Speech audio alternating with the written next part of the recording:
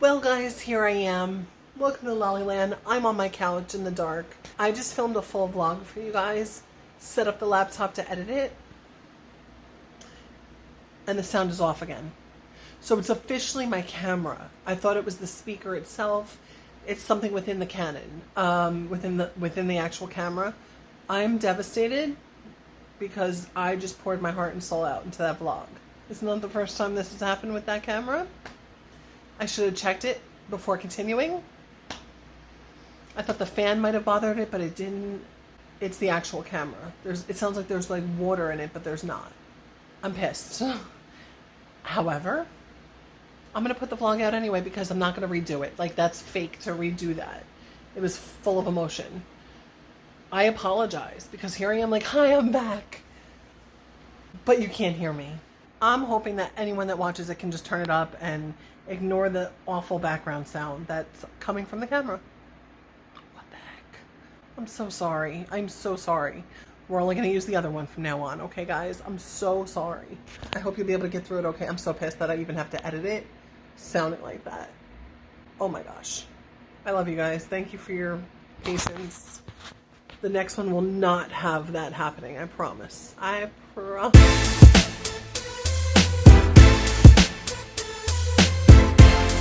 Hi guys, welcome to Lollyland. What the heck, it's Valentine's weekend. Mikey and I are going on Monday to shoot a video, a vlog, but I didn't want to just like put that out and be like, hey, things are great, everything's normal. It's not. And the last video I put out was back in November, a week after my dad passed away, which I still can't actually process, talk about, accept. We're not there yet in the grieving process, and I don't know if I ever will be at 41 years old. Like, how did I lose my dad? Like, that's a whole other thing. So I wanted to pop on and be like, hi, before I film like a real vlog and get back into vlogging. I know my father would have wanted me to continue my videos, especially all the ones we have from October. He loved that I was happy editing them. I'm gonna finally get back in the swing of things. There's so much other stuff happening right now, and there's so much that put a dent in the road, but that's why I'm here to talk to you guys. Welcome to Lollyland. If you are new here, oh my God, sit down. Sit down. For those of you that have stuck by our side, hi. It's me on camera again. It's been a while. I put my montage together the week, I believe it was the week after my dad passed away. I was very numb at that point. I still kind of feel numb, let's be honest.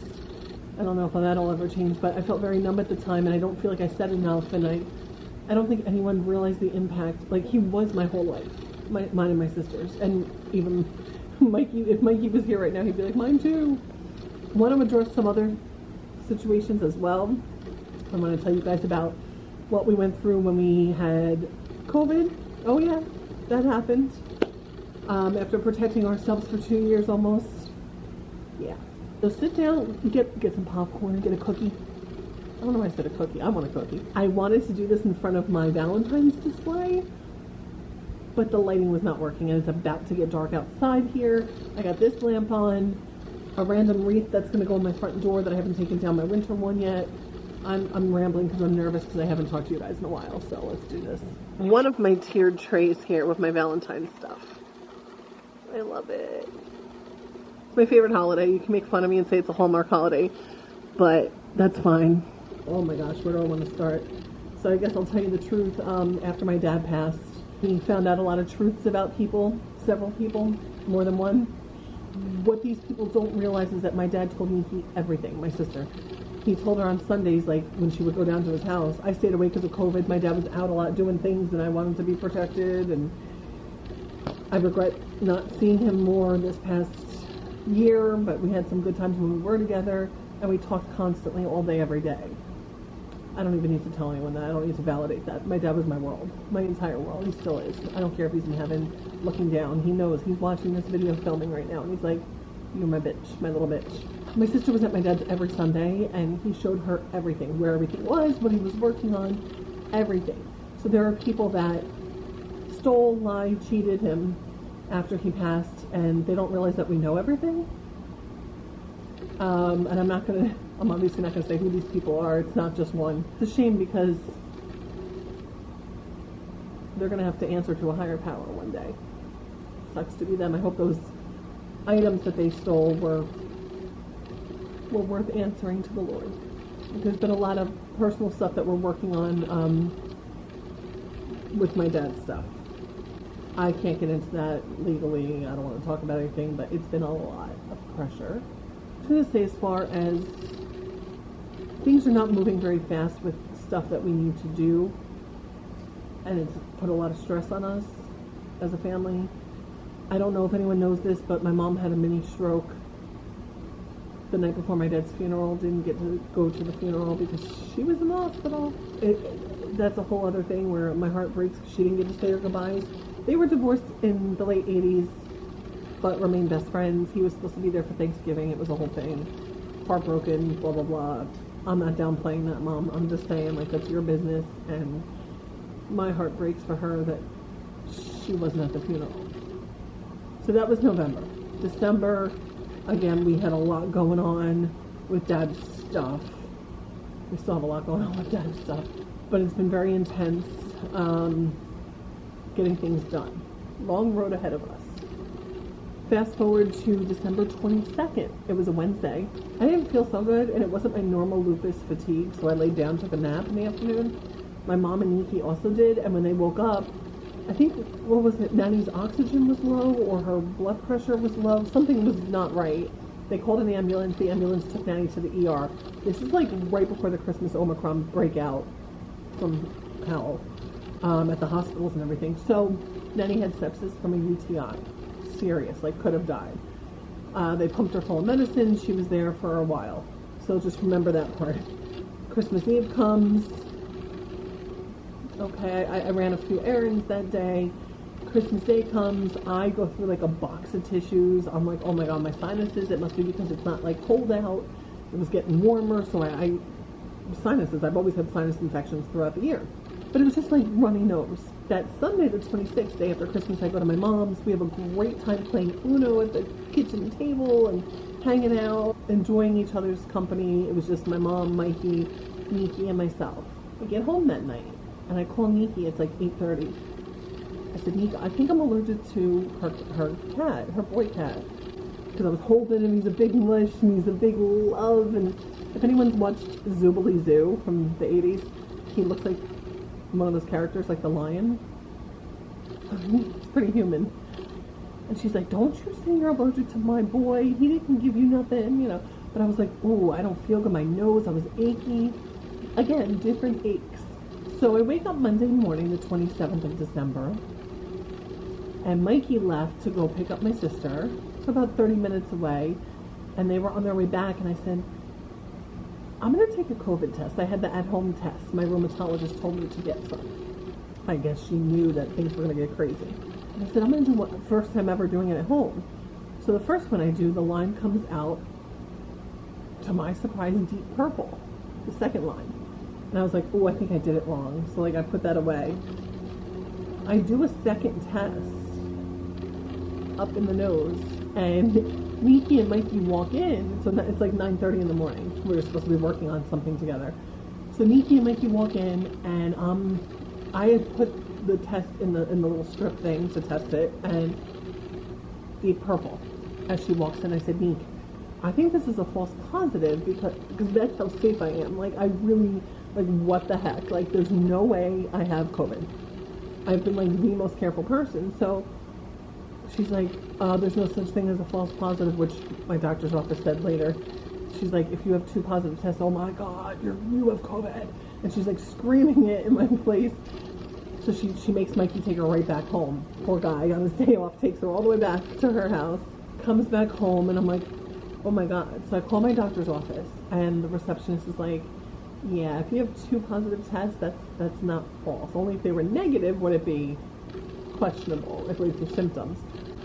So I go right into, oh my God, if this gets in my lungs, I'm going to die. Like, that was the fear put in us by the media and you know, former versions of COVID. The blessing is I had a lot of medication here that I was prepared.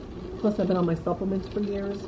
Vitamin D3 with K2 in it, my special zinc, all these things that I knew would help my lack of immune system. That evening, oh, by the way, so my doctor gets on the line, we did a telehealth, and she's like, calm down. And she's like, if you get worse, you have to promise me you'll go to the hospital, keep an eye on your oxygen. And I was like, oh my God, yes, I have my oxygen meter, and I was ready to go. Let's roll. Let's just say this, and I'm not going to get into everyone else's business, but by that night, Mikey, my mom, and Nikki started feeling weird, and by Tuesday morning, they were all extremely ill. Those first few days, I was not hungry. I was like gagging because I was full of, I'm sorry guys if you're grossed out by this, but like I was filled with mucus. And I had to pump it out so that I would not get it in my lungs. So my nebulizer machine saved my life, my hydroxychloroquine saved my life, my zinc, my D3, I have prednisone, so I was pumping myself with steroids, which I still have moon face because I'm still on the steroids because my lupus flare came later. I wound up verbally taking care of my mom and Nikki over the phone while they were really sick. And again, that's not my story to tell from what they went through, but they had my mom had more of like a flu type vibe, and so did Mikey. And they both had the extreme sore throats where it feels like you're swallowing knives. Nikki and I did not. Sneezing felt amazing because it all came out. I'm sorry. But it felt amazing. That Friday, the following Friday, so I got sick on Monday, went through that whole week, went through New Year's weekend. It was just like the flu really bad, you know what I mean? The following weekend, that Friday, I thought I had a blood clot in my arm. It was warm to the touch. It terrified me because blood clots run in our family after COVID. Again, not my business to tell that story, but I had an ambulance come and take me because there was snow outside. I didn't want Mikey driving. And then I waited in the hospital for 6-7 hours, and then it was going to be another, several hours. They wouldn't give me a room. Cleo, stop. They wouldn't give me a room because everything going on. And just so you know, it was not all COVID in the hospital that was going on. They didn't have staff. So they did rush me up to get an ultrasound done, and that was clear. Turns out it was pure inflammation in my body. Just over 2 weeks ago, I went back because I thought I had one in my leg. Inflammation. Terrifying, okay? It was in the back of my leg, so I should have known better, but I was scared. So I did get an emergency check at a radiology place, so that was good. My doctor got me right in. We weren't messing around. The hospital was a nightmare. Mikey finally came to get me at 11:30 at night when they were like, there's nothing else we can do. They wouldn't even get me they couldn't get me a room. My COVID was gone over the 10-day mark, but they tried to put me back with COVID people, and I freaked out. I'm like, I have lupus, I cannot be around them. It was just intense, but I just kept saying and praying to my dad. I was like, just keep me calm. Just keep me calm and let me be okay. And I was. Our COVID experience was intense, but it wasn't as bad as what I think it would have been had it been the other versions, the other variants. Now it's over and done, and I don't want that ever again. I'll never know how we caught it, all four of us at the same time. It doesn't make sense, and we'll never know. It is what it is. So anyway, during this whole time, by the way, Nanny was in the hospital, and then they transported her to the rehab center to get her strength back.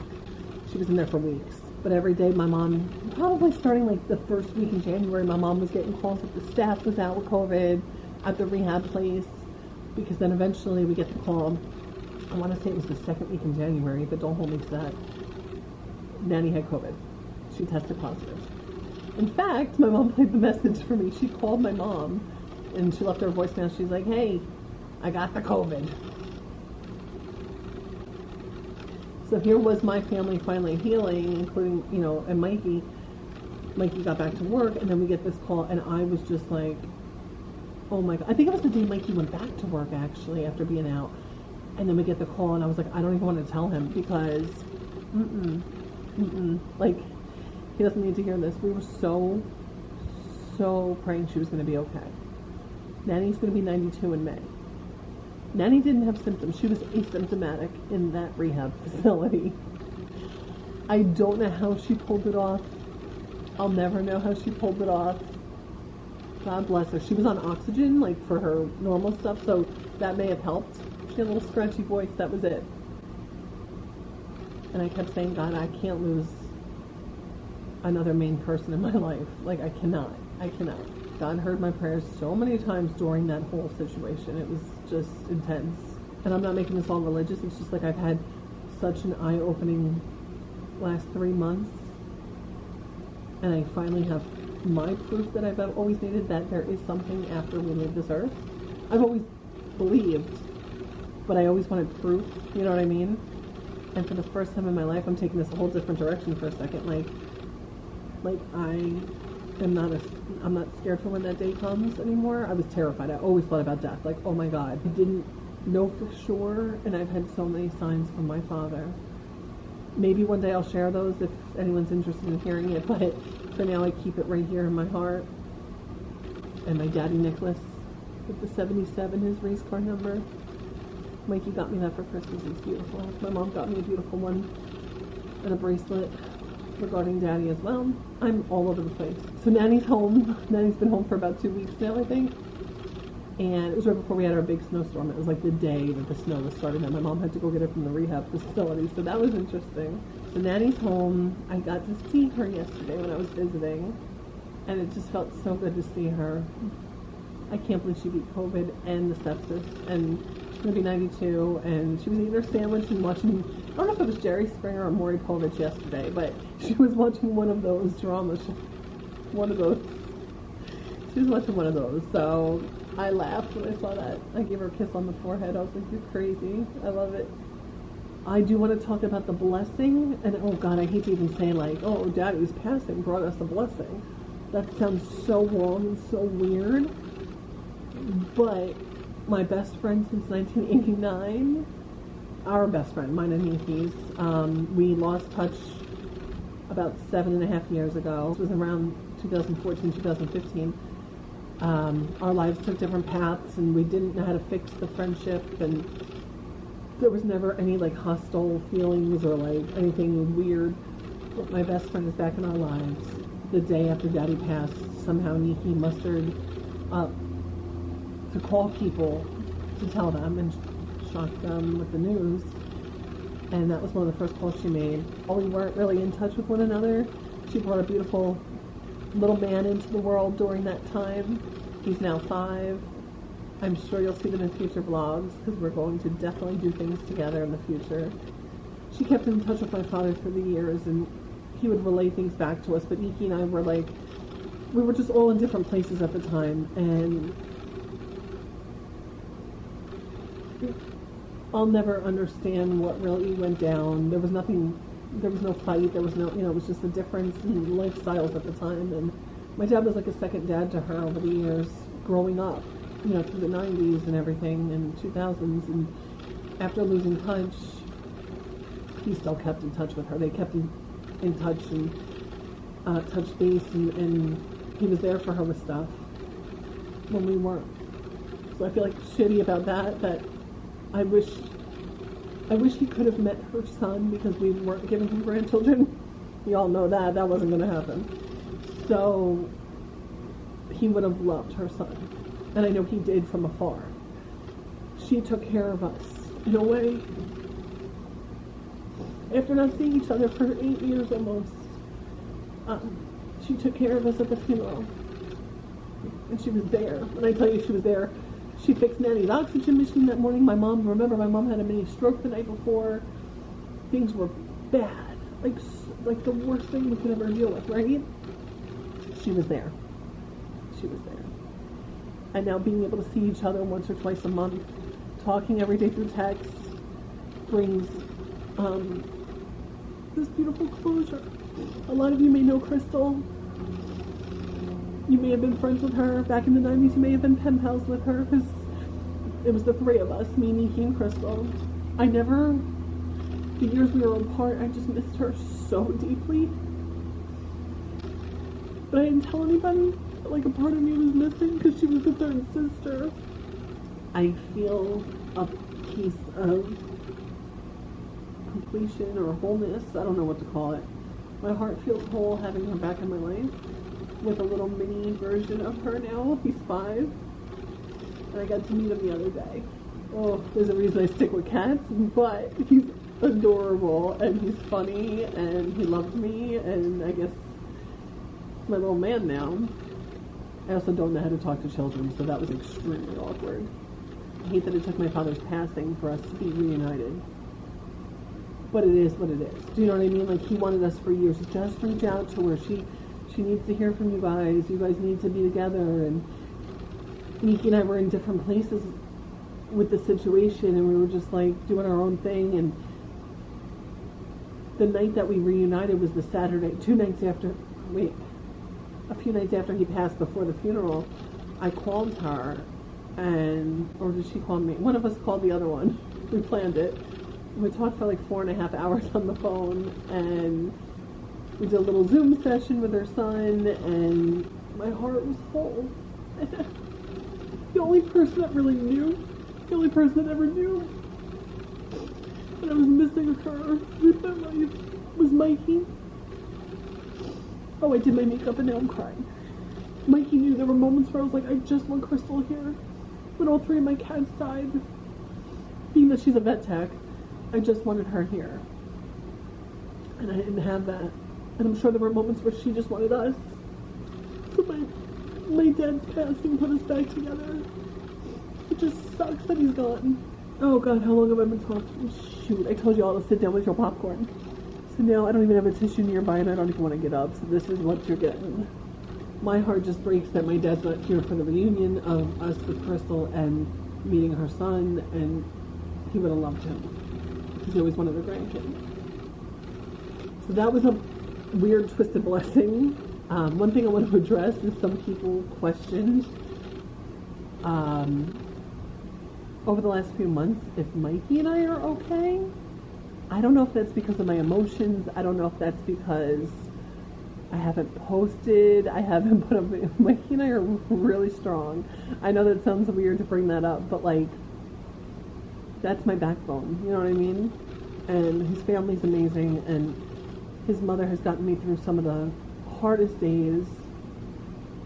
Some of his family members have gotten me through some tough days, his aunts. It's just been a lot, guys. And I'm grieving. I grieve at night. I joined some like support groups for daughters who have lost fathers. I'll probably do some kind of grief counseling. I just have so many memories. So what people don't know is that when my parents got divorced at the end of the 80s, we were with my dad every Friday night through Sunday night. That was the arrangement. We went to school during the weekdays with my mom. My dad would eat, like, there was a time where he would eat a bowl of cereal during the weeknights so he would have money to save for us for the weekends, to go to restaurants, amusement parks, like everything. My dad was, we never sat still. We were like gypsies. He moved a lot too around Jersey. So like he'd stay at one place for a year, we'd move somewhere else, and we loved it. We loved the excitement of it. I wish I could tell him that now. I mean, we always talked about the different places, but we were very open and honest with him about everything. We were good kids. He was the best dad. He sacrificed everything for us. He had other marriages after my mom, and he just always made sure that those women knew that we were number one. And he made me who I am. He made my sister who she is. So now I feel like we have to protect my mom's health and make sure she'll be okay. Because she's all we have left. I just want to say that Mikey gets me through the hard days. And for anyone that was thinking something was weird between us, no, it's been very... My relationship with my husband has been stronger than ever. Because of his faith, his love, his heart. He's like the most incredible human being. And my dad loved him so much. They used to have mandates. They'd go to Seaside, get a beer and a hot dog on the boardwalk or whatever. They would go, they went everywhere together. So many stories. I'm all over the place, but it's like I want to tell you guys like every memory I have of my father, but every moment of my life was involving my father practically. So it's hard. And I love when Mikey and I share different like experiences and stories, and I'll be like, oh, I forgot you and Daddy did that, or you know, whatever. On the days where I feel strong enough to vlog, I want to. I never stopped smiling the last 3 months because I have some awesome proof of some really miracle of awesome proof that my dad's in a way better place than we all are. Nighttime is hard for me. In the morning I get up, I'll take a morning to his ashes, tell him I'm going to make eggs, tell him what I'm going to do with my day, which most of the days it's just depending how I feel.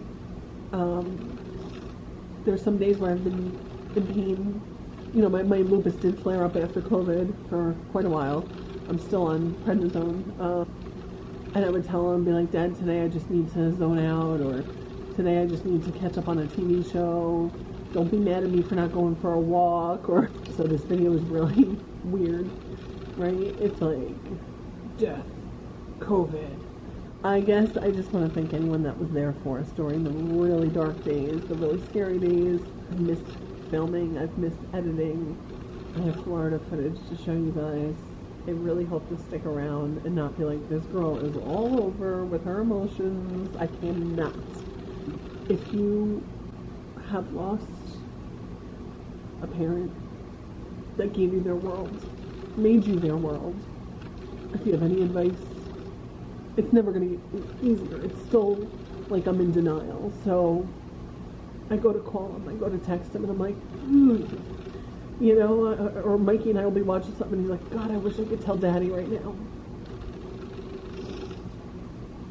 If you have any advice how to cope, let's put it that way, cope, please let me know. I genuinely appreciate you guys hanging out with me today. I know you got way better things to do on your weekend. Happy Super Bowl Sunday. I'm rooting for the Bengals. I go for the underdogs as a Jets fan. Happy Valentine's Day. I'm going to have a video out as soon as we get back from our location where we are going to treat ourselves before we start eating healthy again. I've been up and down with my eating. I've been up and down with my emotions. I know I've been emotional eating, and then other days I'm like so strict and so healthy with how I'm eating that I'm all over the place. This Valentine's Day, Mikey and I are going all out to show you guys someplace really awesome. I'll give you a hint. It involves chocolate. But not what you think, like not Valentine's chocolate. You'll stay. You'll stay. I missed you guys. Again, thank you to anyone that reached out to us. Some of you didn't know what was going on, so like, not mad. Not mad at that. But those of you that made the effort, it stuck to my sister and I like you don't even know. Like it meant so much to us. If you've never subscribed to our channel, please do so. If you've never hit the thumbs up, that'd be cool. I'm getting back into that. If you've never left us a comment, put a heart for Valentine's Day. That would be awesome if you could do that. If you made it all the way to the end, put the little chocolate bar emoji. You know the little chocolate bar emoji? Just put that in the comments. That'll make me happy to see if anyone actually made it to the end of the video. Honestly, guys, I have more Orlando and Maria Island travel video from October coming up. I never wanted to put it out this late. In fact, I still have stuff from the year before that I need to incorporate somehow. 2021 sucked. No other way to say it. I was not in a good place. And then the worst thing in the world that could happen happened. So a year ago, this week I left my job because my body couldn't take much more. And here we are a year later, and it's just like I'm still in limbo. So thanks for being my friend. Really. I wish Mikey would come home and say hi, but he is working on a Saturday. He works on Saturdays. I'm going to leave it here. And did give me early Valentine chocolate, so I might dig into that. And Monday's our final, like, hurrah with meals. So it'll be exciting. I hope you guys will tune into that video. I don't see how anyone can not like it if it all goes as planned. Well, Lord, I really need a haircut, like an actual haircut. I'm done talking. I'm done crying until tonight. It's funny how when you share things like this, like cleanses the soul. Feels good. Feels good to talk to you guys. I love you. What was that? I've never, like, oh, my hands are so pale. Bye. Thanks for watching, Lollyland. Why did I do that too? Oh my God, goodbye. Goodbye.